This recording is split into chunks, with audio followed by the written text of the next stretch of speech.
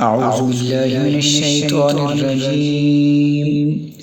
بسم اللہ الرحمن الرحیم۔ اور یہ ان بتوں کے لیے جن کی حقیقت کو وہ خود بھی نہیں جانتے اس رزق میں سے حصہ مقرر کرتے ہیں جو ہم نے انہیں عطا کر رکھا ہے۔ اللہ کی قسم تم سے اس بہتان کی نسبت ضرور پوچھ گچھ کی جائے گی جو تم باندھا کرتے ہو۔ اور یہ کفار و مشرکین اللہ کے لیے بیٹیاں مقرر کرتے ہیں، وہ اس سے پاک ہے، اور وہ اپنے لیے وہ کچھ یعنی بیٹے جن کی وہ خواہش کرتے ہیں۔ اور جب ان میں سے کسی کو لڑکی کی پیدائش کی خبر سنائی جاتی ہے تو اس کا چہرہ سیاہ ہو جاتا ہے اور وہ غصہ سے بھر جاتا ہے، وہ لوگوں سے چھپتا پھرتا ہے بزوں میں خواہش اس بری خبر کی وجہ سے جو اسے سنائی گئی ہے۔ اب یہ سوچنے لگتا ہے کہ آیا اسے ذلت و رسوائی کے ساتھ زندہ رکھے یا اسے مٹی میں دبا دے یعنی زندہ درگور کر دے۔ خبردار کتنا برا فیصلہ ہے جو وہ کرتے ہیں۔ ان لوگوں کی جو آخرت پر ایمان نہیں رکھتے یہ نہایت بری صفت ہے، اور بلند تر صفت اللہ ہی کی ہے، اور وہ غالب حکمت والا ہے۔ اور اگر اللہ لوگوں کو ان کے ظلم کے عوض فوراً پکڑ لیا کرتا تو اس زمین پر کسی جاندار کو نہ چھوڑتا، لیکن وہ انہیں مقررہ میعاد تک مہلت دیتا ہے، پھر جب ان کا مقررہ وقت آ پہنچتا ہے تو وہ نہ ایک گھڑی پیچھے ہو سکتے ہیں اور نہ آگے بڑھ سکتے ہیں۔ اور وہ اللہ کے لیے وہ کچھ مقرر کرتے ہیں جو اپنے لیے ناپسند کرتے ہیں، اور ان کی زبانیں جھوٹ بولتی ہیں کہ ان کے لیے بھلائی ہے، ہرگز نہیں۔ حقیقت یہ ہے کہ ان کے لیے دوزخ ہے، اور یہ دوزخ میں سب سے پہلے بھیجے جائیں گے اور اس میں ہمیشہ کے لیے چھوڑ دیے جائیں گے۔ اللہ کی قسم یقیناً ہم نے آپ سے پہلے بھی بہت سی امتوں کی طرف رسول بھیجے، تو شیطان نے ان امتوں کے لیے ان کے برے اعمال آراستہ و خوشنما کر دکھائے، سو وہی شیطان آج ان کا دوست ہے اور ان کے لیے دردناک عذاب ہے۔ اور ہم نے آپ کی طرف کتاب نہیں اتاری مگر اس لیے کہ آپ ان پر وہ امور واضح کر دیں جن میں وہ اختلاف کرتے ہیں، اور اس لیے کہ یہ کتاب ہدایت اور رحمت ہے اس قوم کے لیے جو ایمان لے آئی ہے۔ اور اللہ نے آسمان کی جانب سے پانی اتارا اور اس کے ذریعہ زمین کو اس کے مردہ یعنی بنجر ہونے کے بعد زندہ یعنی سرسبز و شاداب کر دیا، بے شک اس میں نصیحت سننے والوں کے لیے نشانی ہے۔ اور بے شک تمہارے لیے مویشیوں میں بھی مقام غور ہے، ہم ان کے جسموں کے اندر کی اس چیز سے جو آنتوں کے بعض مشمولات اور خون کے اختلاط سے وجود میں آتی ہے خالص دودھ نکال کر تمہیں پلاتے ہیں جو پینے والوں کے لیے فرحت بخش ہوتا ہے۔ اور کھجور اور انگور کے پھلوں سے تم شکر اور دیگر عمدہ غذائیں بناتے ہو، بے شک اس میں اہل عقل کے لیے نشانیاں ہیں۔ اور آپ کے رب نے شہد کی مکھی کے دل میں خیال ڈال دیا کہ تو بعض پہاڑوں میں اپنے گھر بنا اور بعض درختوں میں اور بعض چھپروں میں بھی جنہیں لوگ چھت کی طرح اونچا بناتے ہیں، بس تو ہر قسم کے پھلوں سے رس چوسا کر پھر اپنے رب کے سمجھائے ہوئے راستوں پر جو ان پھلوں اور پھولوں تک جاتے ہیں جن سے تو نے رس چوسنا ہے دوسری مکھیوں کے لیے بھی آسانی فراہم کرتے ہوئے چلا کر۔ ان کے شکموں سے ایک پینے کی چیز نکلتی ہے، وہ شہد ہے جس کے رنگ جداگانہ ہوتے ہیں، اس میں لوگوں کے لیے شفا ہے، بے شک اس میں غور و فکر کرنے والوں کے لیے نشانی ہے۔ اور اللہ نے تمہیں پیدا فرمایا ہے، پھر وہ تمہیں وفات دیتا یعنی تمہاری روح قبض کرتا ہے، اور تم میں سے کسی کو ناقص ترین عمر بڑھاپا کی طرف پھیر دیا جاتا ہے تاکہ زندگی میں بہت کچھ جان لینے کے بعد اب کچھ بھی نہ جانے، یعنی انسان مرنے سے پہلے اپنی بے بسی و کم مائگی کا منظر بھی دیکھ لے۔ بے شک اللہ خوب جاننے والا بڑی قدرت والا ہے۔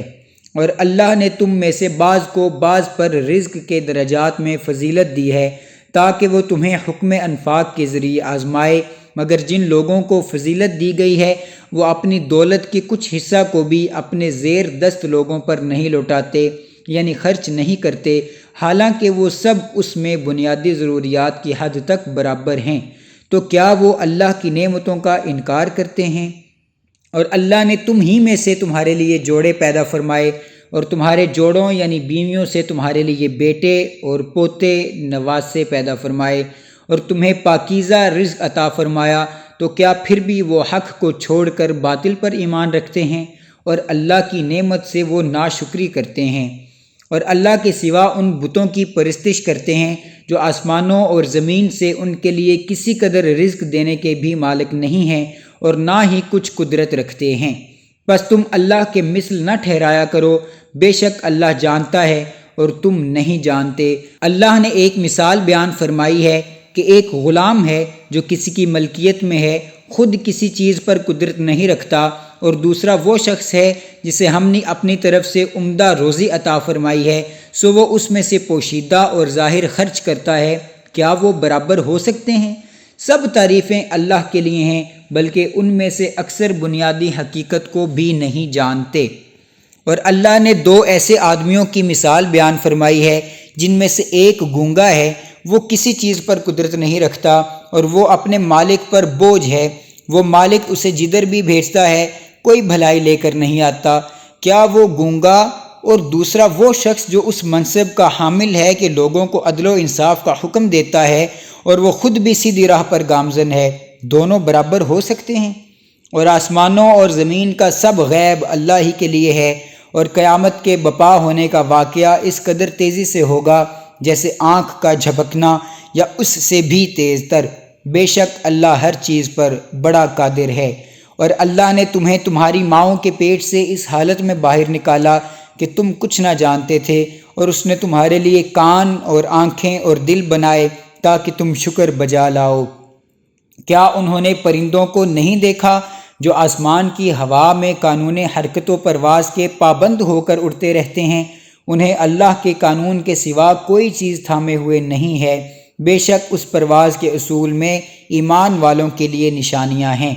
اور اللہ نے تمہارے لیے تمہارے گھروں کو مستقل سکونت کی جگہ بنایا، اور تمہارے لیے چوپایوں کی کھالوں سے عارضی گھر یعنی خیمے بنائے جنہیں تم اپنے سفر کے وقت اور دوران سفر منزلوں پر اپنے ٹھہرنے کے وقت ہلکا پھلکا پاتے ہو۔ اور اسی اللہ نے تمہارے لیے بھیڑوں اور دمبوں کی اون اور اونٹوں کی پشم اور بکریوں کے بالوں سے گھریلو استعمال اور معیشت و تجارت میں فائدہ اٹھانے کے اسباب بنائے جو مقررہ مدت تک ہیں۔ اور اللہ ہی نے تمہارے لیے اپنی پیدا کردہ کئی چیزوں کے سائے بنائے، اور اس نے تمہارے لیے پہاڑوں میں پناہ گاہیں بنائیں، اور اس نے تمہارے لیے کچھ ایسے لباس بنائے جو تمہیں گرمی سے بچاتے ہیں، اور کچھ ایسے لباس جو تمہیں شدید جنگ میں دشمن کے وار سے بچاتے ہیں۔ اس طرح اللہ تم پر اپنی نعمت کفالت و حفاظت پوری فرماتا ہے تاکہ تم اس کے حضور سر نیاز خم کر دو۔ سو اگر پھر بھی وہ روگردانی کریں تو اے نبی معظم صلی اللہ علیہ وآلہ وسلم، آپ کے ذمہ تو صرف میرے پیغام اور احکام کو صاف صاف پہنچا دینا ہے۔ یہ لوگ اللہ کی نعمت کو پہچانتے ہیں پھر اس کا انکار کرتے ہیں، اور ان میں سے اکثر کافر ہیں۔ اور جس دن ہم ہر امت سے اس کے رسول کو اس کے اعمال پر گواہ بنا کر اٹھائیں گے، پھر کافر لوگوں کو کوئی عذر پیش کرنے کی اجازت نہیں دی جائے گی، اور نہ اس وقت ان سے توبہ و رجوع کا مطالبہ کیا جائے گا۔ اور جب ظالم لوگ عذاب دیکھ لیں گے تو نہ ان سے اس عذاب کی تخفیف کی جائے گی اور نہ ہی انہیں مہلت دی جائے گی۔ اور جب مشرک لوگ اپنے خود ساختہ شریکوں کو دیکھیں گے تو کہیں گے، اے ہمارے رب، یہی ہمارے شریک تھے جن کی ہم تجھے چھوڑ کر پرستش کرتے تھے۔ پس وہ شرکاء انہیں جواباً پیغام بھیجیں گے کہ بے شک تم جھوٹے ہو۔ اور یہ مشرکین اس دن اللہ کے حضور عاجزی و فرما برداری ظاہر کریں گے، اور ان سے وہ سارا بہتان جاتا رہے گا جو یہ باندھا کرتے تھے۔ جن لوگوں نے کفر کیا اور دوسروں کو اللہ کی راہ سے روکتے رہے، ہم ان کے عذاب پر عذاب کا اضافہ کریں گے اس وجہ سے کہ وہ فساد انگیزی کرتے تھے۔ اور یہ وہ دن ہوگا جب ہم ہر امت میں انہی میں سے خود ان پر ایک گواہ اٹھائیں گے، اور اے حبیب مکرم صلی اللہ علیہ وآلہ وسلم، ہم آپ کو ان سب امتوں اور پیغمبروں پر گواہ بنا کر لائیں گے، اور ہم نے آپ پر وہ عظیم کتاب نازل فرمائی ہے جو ہر چیز کا بڑا واضح بیان ہے اور مسلمانوں کے لیے ہدایت اور رحمت اور بشارت ہے۔ بے شک اللہ ہر ایک کے ساتھ عدل اور احسان کا حکم فرماتا ہے، اور قرابت داروں کو دیتے رہنے کا، اور بے حیائی اور برے کاموں اور سرکشی اور نافرمانی سے منع فرماتا ہے۔ وہ تمہیں نصیحت فرماتا ہے تاکہ تم خوب یاد رکھو، اور تم اللہ کا عہد پورا کر دیا کرو جب تم عہد کرو، اور قسموں کو پختہ کر لینے کے بعد انہیں مت توڑا کرو، حالانکہ تم اللہ کو اپنے آپ پر ضامن بنا چکے ہو، بے شک اللہ خوب جانتا ہے جو کچھ تم کرتے ہو۔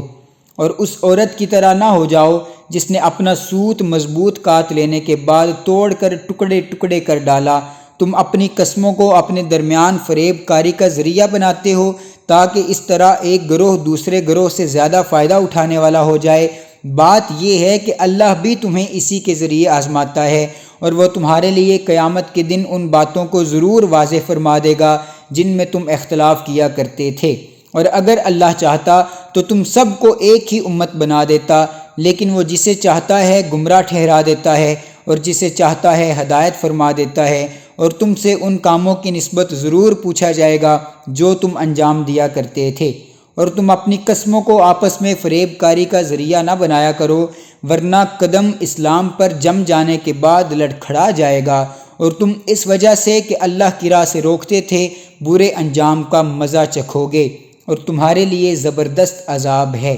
اور اللہ کے عہد حقیر سی قیمت یعنی دنیوی مال و دولت کے عوض مت بیچ ڈالا کرو، بے شک جو اجر اللہ کے پاس ہے وہ تمہارے لیے بہتر ہے اگر تم اس راز کو جانتے ہو۔ جو مال و زر تمہارے پاس ہے فنا ہو جائے گا، اور جو اللہ کے پاس ہے باقی رہنے والا ہے، اور ہم ان لوگوں کو جنہوں نے صبر کیا ضرور ان کا اجر عطا فرمائیں گے ان کے اچھے اعمال کے عوض جو وہ انجام دیتے رہے تھے۔ جو کوئی نیک عمل کرے خواہ مرد ہو یا عورت جب کہ وہ مومن ہو تو ہم اسے ضرور پاکیزہ زندگی کے ساتھ زندہ رکھیں گے، اور انہیں ضرور ان کا اجر بھی عطا فرمائیں گے ان اچھے اعمال کے عوض جو وہ انجام دیتے تھے۔ سو جب آپ قرآن پڑھنے لگیں تو شیطان مردود کی وسوسہ اندازیوں سے اللہ کی پناہ مانگ لیا کریں، بے شک اسے ان لوگوں پر کچھ بھی غلبہ حاصل نہیں ہے جو ایمان لائے اور اپنے رب پر توکل کرتے ہیں، بس اس کا غلبہ صرف انہی لوگوں پر ہے جو اسے دوست بناتے ہیں اور جو اللہ کے ساتھ شرک کرنے والے ہیں۔ اور جب ہم کسی آیت کی جگہ دوسری آیت بدل دیتے ہیں اور اللہ ہی بہتر جانتا ہے جو کچھ وہ نازل فرماتا ہے، تو کفار کہتے ہیں کہ آپ تو بس اپنی طرف سے گھڑنے والے ہیں، بلکہ ان میں سے اکثر لوگ آیتوں کے اتارنے اور بدلنے کی حکمت نہیں جانتے۔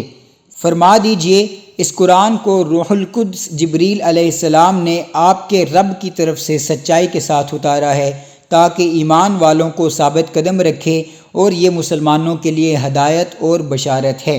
اور بے شک ہم جانتے ہیں کہ وہ کفار و مشرکین کہتے ہیں کہ انہیں یہ قرآن محض کوئی آدمی ہی سکھاتا ہے، جس شخص کی طرف وہ بات کو حق سے ہٹاتے ہوئے منسوب کرتے ہیں اس کی زبان عجمی ہے، اور یہ قرآن واضح اور روشن عربی زبان میں ہے۔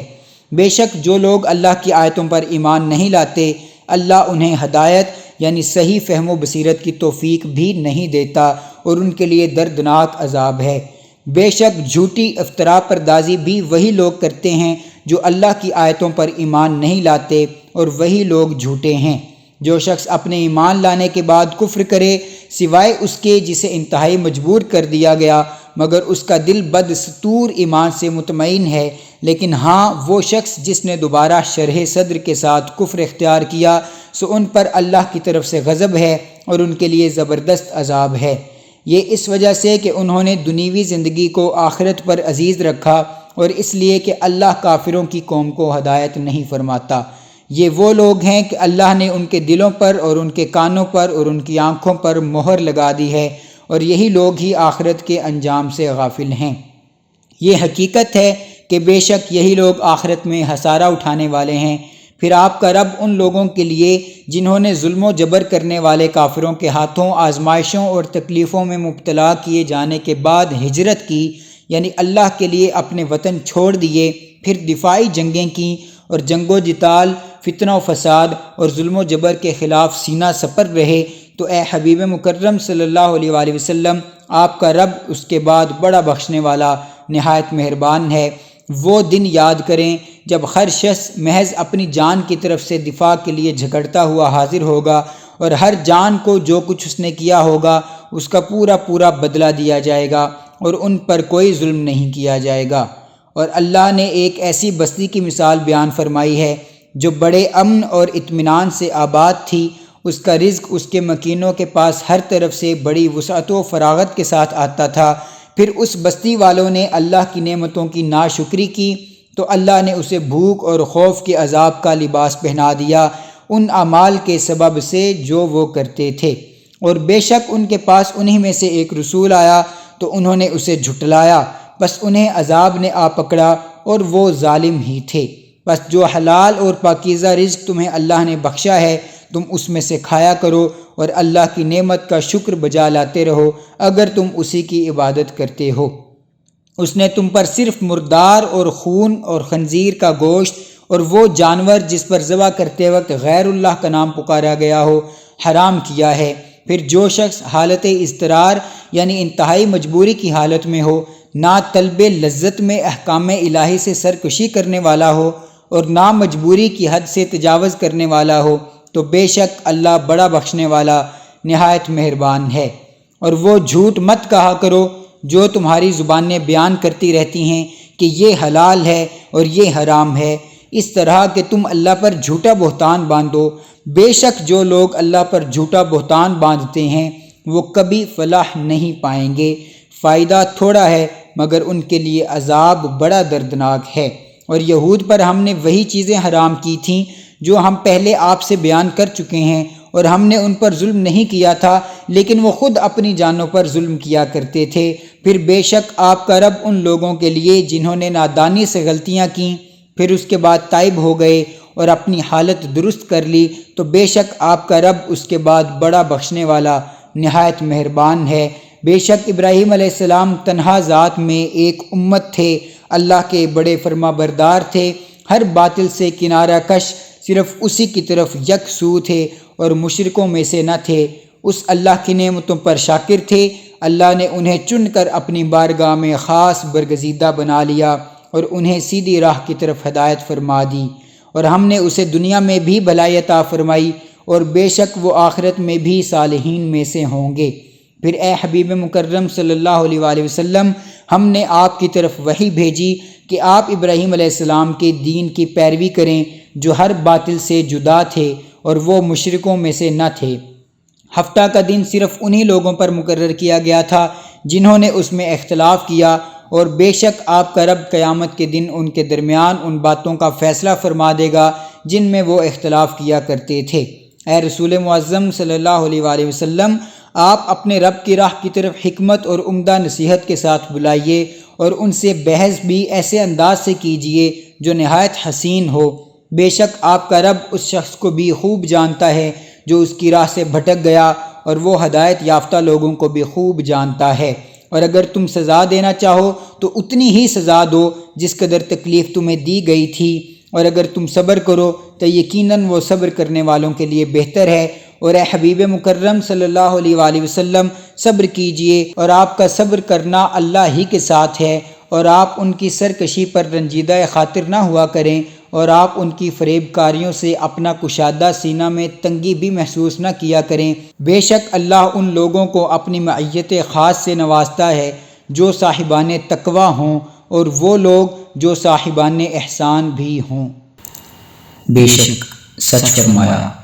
اللہ عصمت والے نے۔